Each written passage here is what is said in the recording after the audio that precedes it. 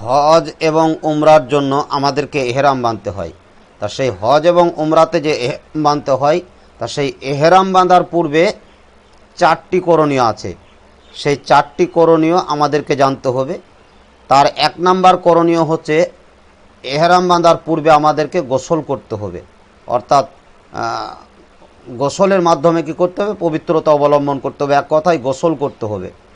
2 number, পরিষ্কার পরিচ্ছন্ন হতে হবে।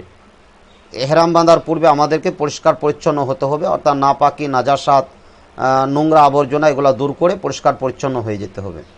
3 নাম্বার, সুগন্ধি ব্যবহার, অর্থাৎ আতর এবং সেন ব্যবহার করতে হবে এহরাম বাঁধার পূর্বে। আর 4 নাম্বার, এহরামের পোশাক পরিধান করতে হবে। অর্থাৎ এহরাম বাঁধার পূর্বে কি করতে হবে? এহরামের পোশাক পরতে হবে। এই 4টি হচ্ছে এহরাম বাঁধার পূর্বে করণীয়।